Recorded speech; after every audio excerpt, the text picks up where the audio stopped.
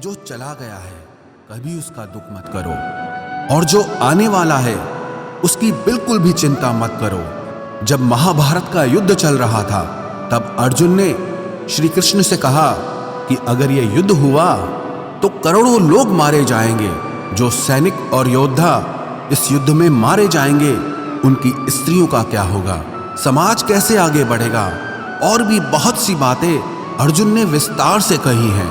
तो भगवान श्री कृष्ण ने कहा, अशोच्यानन्व शोचस्त्वम प्रज्ञावादांश्च भाषसे गतासून अगतासूंश्च नानु शोचंति पंडिताः। श्री कृष्ण बोले, हे अर्जुन, तू बड़ी बड़ी ज्ञानियों जैसी बातें करता है, लेकिन जो सच में ज्ञानी होता है, वो जो लोग मर चुके हैं, जा चुके हैं या एक दिन जाने वाले हैं, उनकी चिंता नहीं करता है, उनका दुख नहीं करता है। तेरे हाथ में कुछ भी नहीं है, तू चाहकर भी कुछ कंट्रोल नहीं कर सकता। जीवन और मरण ये तो प्रकृति की नियति है। इसीलिए जो ज्ञानी होता है वो किसी के मरने पर भी रोता नहीं है। ज्ञानी जन ना ही बीते हुए कल का शोक करते हैं और ना ही आने वाले कल की चिंता करते हैं। इसीलिए जो होने वाला है वो होकर ही रहता है, और जो नहीं होने वाला है वो कभी नहीं होगा। ऐसा निश्चय जिसको समझ में आ जाता है, जिसकी बुद्धि में आ जाता है, उसे कभी कोई चिंता नहीं सताती, कोई दुख नहीं सताता। हमारे सारे दुखों का कारण ही यही है। या तो हम जो वक्त गुजर चुका है उसे सोच सोचकर परेशान होते रहते हैं, या भविष्य की चिंता कर करके खुद को बीमार कर देते हैं, नष्ट कर देते हैं। गीता का ज्ञान हमें यही सिखाता है कि ना तो हम बीता हुआ कल बदल सकते हैं और ना ही आने वाले कल पर कंट्रोल कर सकते हैं। हमारे हाथ में सिर्फ वर्तमान है, सिर्फ आज का ही पल है। हमारा 98% तनाव और चिंताएं भूतकाल और भविष्यकाल के बारे में सोचते रहने से होता है। हम हमेशा उसी में ही जीते रहते हैं, मगर वर्तमान में कभी नहीं जीते, इस पल को कभी नहीं जीते। जब आप वर्तमान का पूरा आनंद लेना सीख जाओगे तभी आपकी जिंदगी से तनाव कम होगा, चिंताएं खत्म होगी। वर्तमान में जीना एक बहुत बड़ी उपलब्धि है। हमारे हाथ में भी सिर्फ आज का ही पल है। हमें जो भी करना है आज ही करना है। कभी भी ये सोचकर समय को नष्ट नहीं करना चाहिए कि अभी मेरे पास बहुत समय बचा है। एक गुरुजी ने अपने एक शिष्य को पारस का पत्थर दिया। उनका वो शिष्य बहुत आलसी था, हर काम को कल पे टाल देता था। तो गुरुजी ने उसे कहा कि मैं तुझे ये पारस पत्थर दे रहा हूं। इस पारस पत्थर से जब तू लोहे को स्पर्श कराएगा तो वो लोहा स्वर्ण बन जाएगा, सोना बन जाएगा। और ये पारस पत्थर मैं तुझे 1 महीने के लिए दे रहा हूं। जब 1 महीना समाप्त हो जाएगा तब मैं तुझसे ये पत्थर वापस ले लूंगा। तब तक तू इस पत्थर को अपने पास ही रख। गुरुजी का वो शिष्य बाजार में लोहा खरीदने के लिए गया। जब बाजार में वो लोहा खरीदने पहुंचा तो उसे लोहे का वो रेट बहुत महंगा लगा। उसने कहा, थोड़े दिन रुक के ले लूंगा जब लोहे का रेट कम हो जाएगा। पर उसकी बुद्धि में ये बिल्कुल नहीं आया कि इस लोहे को मैं सोना बनाकर बहुत अधिक धन बना सकता हूं। लेकिन उसके मन की सुस्ती, उसके मन का आलस्य, उसकी वजह से उसने उस काम को कल पे टाल दिया। ऐसे ही करते करते पूरा महीना समाप्त हो गया। फिर गुरुजी उस शिष्य के पास आ पहुंचे कि बताओ तुमने कितना सोना बनाया। शिष्य बोला कि मैंने तो अभी सोना बनाना शुरू भी नहीं किया। तो गुरुजी ने कहा, मुझे मेरा वो पारस पत्थर वापस चाहिए। शिष्य बोला कि नहीं, मुझे थोड़ा वक्त दीजिए, मैं थोड़ा सोना बनाना चाहता हूं। गुरुजी ने कहा कि ये पारस पत्थर पूरा 1 महीना तेरे पास था पर तू कुछ नहीं कर पाया, लेकिन अब समय समाप्त हो चुका है। ऐसे ही ये हमारा जीवन है, हमारी जिंदगी है, और ये समय ही पारस पत्थर है। हम समय के एक एक पल से अपने जीवन को सोना बना सकते हैं, लेकिन हमें ये लगता है कि हमारे पास बहुत समय बचा है, एक दिन जिंदगी को जी लेंगे, एक दिन जिंदगी में खुश हो जाएंगे। लेकिन वो दिन कभी नहीं आता और हम जिंदगी भर भागते रहते हैं, चिंता करते रहते हैं, दुखी होते रहते हैं। लेकिन जिंदगी को जीना, खुश रहना हम भूल जाते हैं। इसलिए गीता का ज्ञान हमें यह सिखाता है कि आप आज में जीना सीखो, इस पल में जीना सीखो। गीता का तीसरा उपदेश यह है कि मौत से डरना बिल्कुल व्यर्थ है। श्री कृष्ण ने गीता में कहा है कि यह संसार मृत्यु लोक है। जिसका भी जन्म हुआ है वो एक दिन जरूर मर जाएगा। जिसका आरंभ हुआ है उसका अंत अवश्य होगा। हम इसे रोक नहीं सकते। जैसे हम रोज कपड़े बदलते हैं वैसे ही हमारी आत्मा नया शरीर धारण करती है। मृत्यु सिर्फ इस जीवन का एक नया आरंभ है, इस जीवन का अंत नहीं है। आत्मा कभी नहीं मर सकती और ना ही उसे कोई मार सकता है। लेकिन मौत का डर मनुष्य को सबसे ज्यादा लगा रहता है। मौत का दुख भी इंसान को सबसे ज्यादा होता है। एक पेड़ में दो पक्षियों का जोड़ा रहता था। उन दोनों को एक दूसरे से बहुत प्रेम था। उन्होंने साथ जीने मरने की कस्में खाई थी। एक दिन वहां एक शिकारी आया और उसने एक तीर चलाकर वहां पेड़ पर बैठे मादा पक्षी को मार दिया।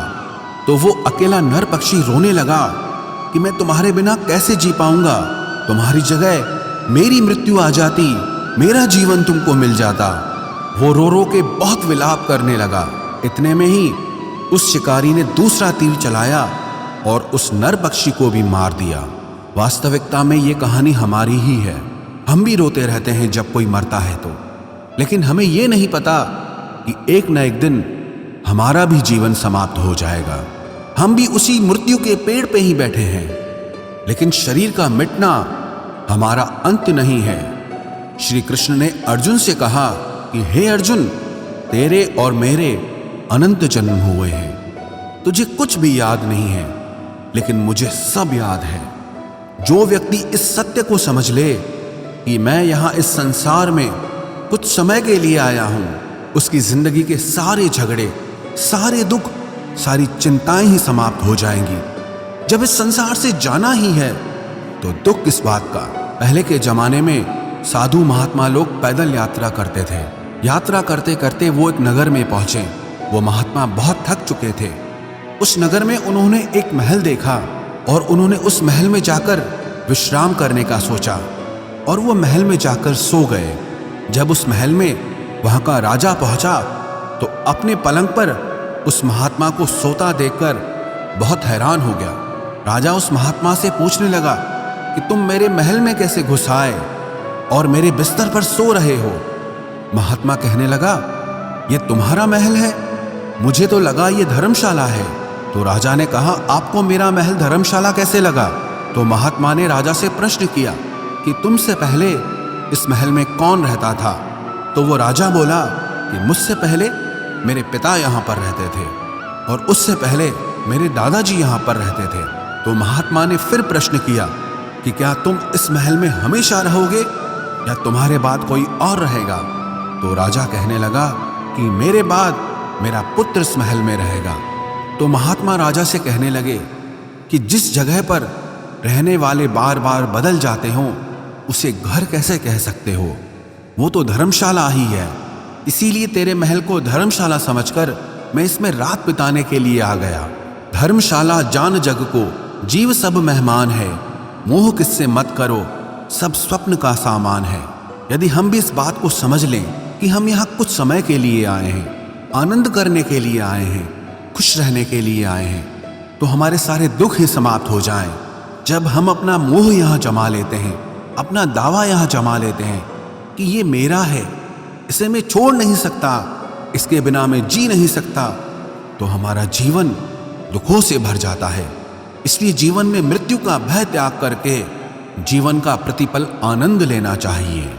गीता का चौथा उपदेश, मन और विचारों को कंट्रोल किए बिना जीवन में कभी शांति और सुकून मिलने वाला ही नहीं है। अर्जुन ने श्री कृष्ण से कहा कि मेरा मन सही गलत सब कुछ जानता है, फिर भी मेरे विचार और मेरा मन मुझसे कंट्रोल नहीं होता।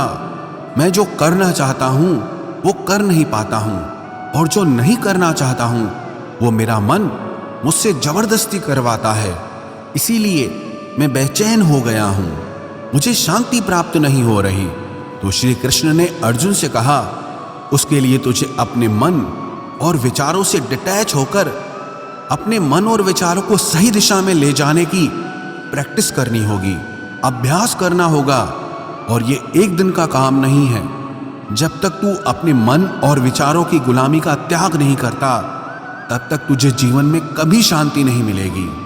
एक राजा था, वो बहुत बेचैन और परेशान रहता था। एक दिन वो अपने गुरुजी के पास गया और उनसे कहने लगा कि मेरा मन बहुत बेचैन है, मैं बहुत परेशान हूँ, मैंने पूरे संसार को जीत लिया है, सब कुछ है मेरे पास, पर मैं खुश नहीं हूँ, मेरे मन में सुकून नहीं है, शांति नहीं है। तो गुरुजी ने राजा से कहा कि तुम्हारे नगर में अगर कोई ऐसा व्यक्ति है जिसने सुकून को प्राप्त कर लिया है, शांति को प्राप्त कर लिया है, तुम उसका एक बार कुर्ता पहन लो तो तुम्हारे जीवन में भी शांति आ जाएगी। राजा बहुत प्रसन्न हो गया कि ये तो बहुत आसान काम है। वो अपने राजमहल में आया और राजसभा में वो सबसे कहने लगा कि आप लोगों में से जो भी शांत हो चुका हो, जिसे सुकून मिल गया हो, वो अपना कुर्ता मुझे दे दे। वो बदले में जितना भी धन मांगेगा मैं उसे दे दूंगा। सब लोग एक दूसरे का मुंह देखने लगे। पैसों का लालच आया, लेकिन सबको एक दूसरे की सच्चाई पता थी, क्योंकि किसी की जिंदगी में भी शांति और सुकून नहीं था। सब अपना सर झुकाकर वहां पर खड़े हो गए। फिर उस राजा ने पूरे नगर में ढिंढोरा पिटा दिया कि जिसे भी शांति प्राप्त हो चुकी हो, सुकून प्राप्त हो चुका हो, वो मेरे पास आकर अपना कुर्ता दे दे। वो जितना कहेगा उससे उतना ही धन दिया जाएगा। लेकिन एक भी व्यक्ति ऐसा नहीं मिला जिसे शांति प्राप्त हो चुकी हो। वास्तविकता में जब कोई मरता है तब हम कहते हैं कि वो फलां व्यक्ति आज शांत हो गया। कभी किसी जिंदा इंसान के लिए नहीं सुना कि एक जीता जागता इंसान शांत हो गया है। राजा के सैनिक पूरे शहर में ढूंढते रहे। फिर उन्हें पेड़ के नीचे एक महात्मा तपस्या करता दिखा, जिसके चेहरे पे एक शांति थी, सुकून था। वो सैनिक उस महात्मा के पास आकर पूछने लगे कि क्या आपने शांति प्राप्त कर ली है, सुकून प्राप्त कर लिया है? महात्मा ने कहा, मैं पूरी तरह से शांत हूं। तो सैनिक उसे राजा के पास ले आए। राजा ने उस महात्मा से प्रश्न किया कि क्या आपको शांति और सुकून प्राप्त हो चुके हैं? वो महात्मा कहने लगे, महाराज, मैं पूरी तरह से शांत हूं, मुझे कोई चिंता नहीं, मुझे किसी चीज की लालच नहीं, मुझे कोई इच्छा नहीं है। तो राजा भी बहुत प्रसन्न हो गए कि आखिर वो व्यक्ति मिल ही गया जिसे शांति की प्राप्ति हो चुकी है, जिसे सुकून प्राप्त हो चुका है। तो राजा उस महात्मा से कहने लगे कि हे महात्मा, आप कृपया करके अपना कुर्ता मुझे दे दीजिए, बदले में आप जो मांगेंगे मैं आपको दे दूंगा। वो महात्मा कहने लगे कि महाराज, सुकून और शांति तो मुझे मिल चुके हैं, लेकिन क्या करूं, मेरे पास कुर्ता ही नहीं है पहनने के लिए जो मैं आपको दे सकूं। जब राजा ने उस महात्मा की ये बात सुनी कि इस महात्मा के पास कुर्ता भी नहीं है पहनने के लिए, उसके बाद भी ये महात्मा एकदम शांत है, इसके जीवन में सुकून है। मैं सारी जिंदगी धन को जोड़ने में लगा रहा, दुनिया जीतने में लगा रहा, लेकिन मुझे शांति नहीं मिली, सुकून नहीं मिला। क्योंकि शांति और सुकून बाहर की चीज नहीं है, अपने भीतर की चीज है। इसीलिए जब तक कोई व्यक्ति अपने मन और विचारों को कंट्रोल नहीं करता, तब तक उसके जीवन में सुकून और शांति नहीं आती। और गीता का उपदेश हमें यही सिखाता है कि जीवन में शांति चाहिए तो मन को शांत करना सीखो। गीता का 5वां उपदेश यह है कि वासना, क्रोध और लालच सर्वनाश का कारण है, नरक का द्वार है। जिस भी मनुष्य में ये 3 अवगुण होते हैं, वो हमेशा दूसरों को दुख पहुंचाकर अपने ही सुख और स्वार्थ की पूर्ति करता रहता है। किसी भी चीज की हद से ज्यादा वासना करना और क्रोधी स्वभाव होना और मन में लालच होना उसके जीवन के सुख को समाप्त कर देते हैं, उसके सारे रिश्तों में जहर भर देते हैं। इन्हें नरक का द्वार इसीलिए कहा गया है क्योंकि जिस इंसान में अत्यधिक क्रोध है, लालच है, वासना है, उसका पूरा जीवन जहर से भर जाता है। उसको मरने के बाद नहीं, जीते जी यहीं पर नरक का दर्शन होता है। गीता का 6वां उपदेश यह है